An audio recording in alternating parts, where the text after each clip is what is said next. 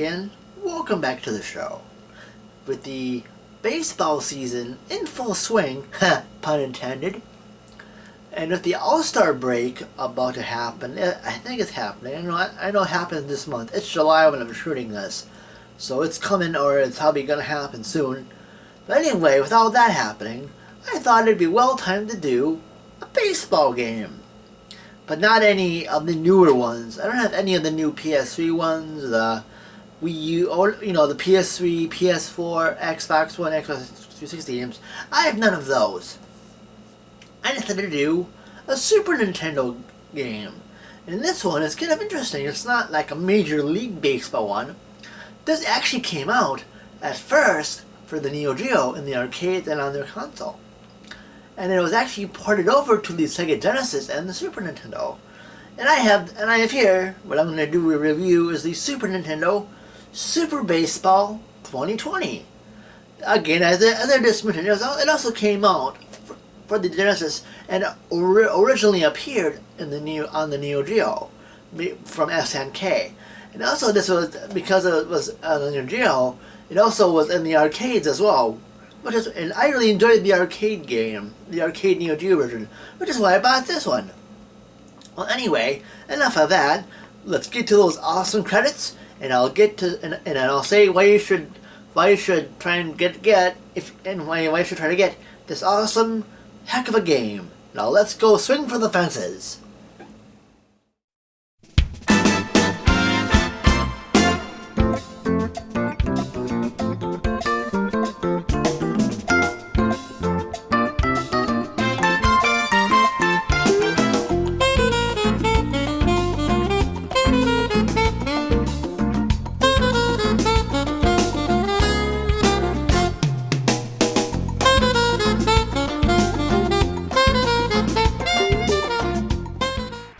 Super Baseball 2020 was released in 1993 for the Super Nintendo. And I must say, before I go any further, since for now it's the year 2015 when I'm recording this, so in 5 more years, this is what baseball's supposed to be like? This is interesting. Interesting in being, well, first of all, if that is going to be the case, that means in 5 more years, there will be equality of gender in the major leagues. Because in this game, women play in this game too. Oh, and robots! That's cool! And these robots are pretty amazing what they can do. So wow. And plus, apparently in 5 years from now, according to this game, it's in the Super Nintendo version. There's basically a small the home run zone has been shrunken to just a little bit. Whereas, yes, there are still the seats, but there's been a glass enclosure over the fans, over the seats. So if you hit a ball into the seats per se, it will actually roll off the glass and roll back onto the field. So that's interesting. Although some people say that would be, I don't say cheating, I don't know, but I thought that was cool. In my playthrough of this, there are a couple of times it actually allows for extra bases. In fact, I think it even glitched a couple times, so it would be stuck, so I'd have an in-the-park home run, which is pretty funny as a matter of fact. Also, what's cool is in this game, as you do certain plays, you earn money. And of course, you can lose that money doing not too good stuff like striking out or getting flat out or stuff like that. But I think you earn more than you lose. And I had quite a bit, as you can see in this review as well. And what do you do with that money, you ask? Well, you power up your players. That's what you do. In this game, as you can see, you can power up your pitchers and your batters. On the batting side, you can give them more hitting power, or if he's a human pitcher, you can give him a better pitching arm, and if he's a human batter, you can give him a better batting arm. And also, if it's a robot, you can just upgrade to a better robot. But be careful for all of these upgrades as you do actions on the field like diving catches and just playing, for the case of the robots, they can get really tired and then break. So they can be after they break or break down, they turn into a pretty much useless robot and only way to get rid of them is to upgrade to another robot again. It doesn't matter. I know each of those things I just mentioned have 3 classes, A, B, and C. A being the least expensive, C being the most expensive. But it's cool though, but just keep that in mind when you play this game and when you power up your players, especially the robots as well. And besides some of the changes I just mentioned with the home run area being shortened or being really minimized, also the foul ball areas have been shortened too.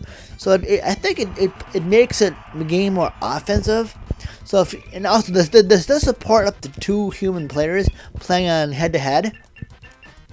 But it makes some interesting games, because on this area in the field, there is red stop zones. So if a ball rolls into it, it stops dead. So be careful when you hit 2, because if you think, oh, I can get a double or triple, if it goes in that stop zone, you're pretty much screwed. So be careful. And also to note, I've noticed, I've done a little bit of research. Apparently, in this version, I'm reviewing the Super NES one. And the other versions of the game on the Neo Geo and the Genesis, every other innings, there was like landmines that happen on the field. And when you stop on them, they send you way up in the air and they leave you shaking for a couple seconds. So it's that might be so for those of you who have a Genesis or Neo Geo, or I think this is, by the way, this also I think is on the Neo Geo CD as well. Albeit although it's only for the Japanese. I don't think it got an American release, but it did get a Japanese release, and you can play it if you have a Neo Geo CDZ. But that's for another time. But anyway, if you're gonna get, for those of you who have a Genesis and want to get that version, keep that in mind, because that one has the landmines every couple innings, whereas the Super Nintendo version does not.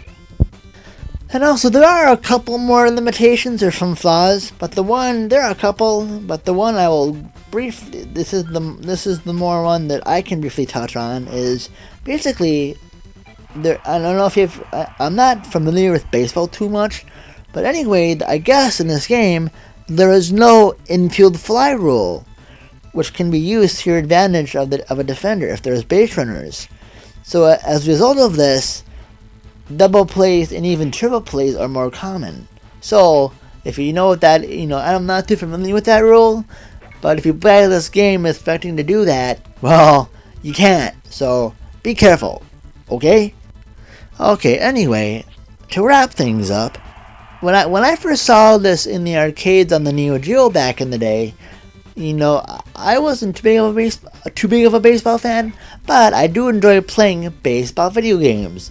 And seeing this game was kind of interesting because, with the aforementioned robots and women in there, which is cool by the way, as well as the regular players and the ability to power up your players was pretty cool. And even though I think I never finished a full game because I always tend to run out of quarters before then. So when I heard this was coming to the Super Nintendo Genesis, I'm like, cool. And sure enough, I was able to get my copy for really cheap. I think it was less for like $10, I think, at a secondhand store. So that was cool.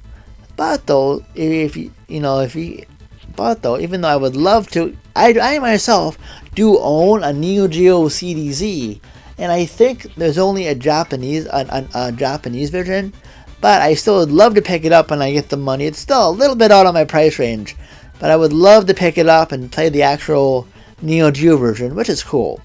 But anyway, though, to me, this baseball game, sure, it's got some flaws, but it's got some strengths as well.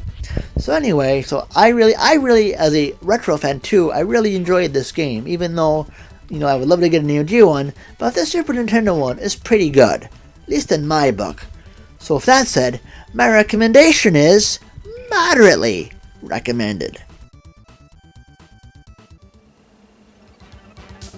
And as I usually say, it's my usual promotion part of this episode. So again, if you live in or around Minnesota or South St. Paul, Minnesota, Twin Cities metro area, please be sure to visit my good friends at Level Up Games. Their photo, I think I have a little photo of them around here. Their information here. Besides games, they sell tabletop board games, collectible card games like Magic. They also sell graphic novels, comics, graphic novels, comic books, among other, and they have pinball. So please, again, I have all the information in these areas. So give them a look if you got the chance. And if you're seeing this on YouTube, awesome steak. And if you've seen this episode and like what you see and haven't subscribed yet, please do so. And also, I have a Facebook fan and group page, Instagram, and a Twitter account, and that stuff's down below as well. Hello. Well, anyway, that's all for this episode. Thank you so much for watching, and stay tuned for another episode of Power Up.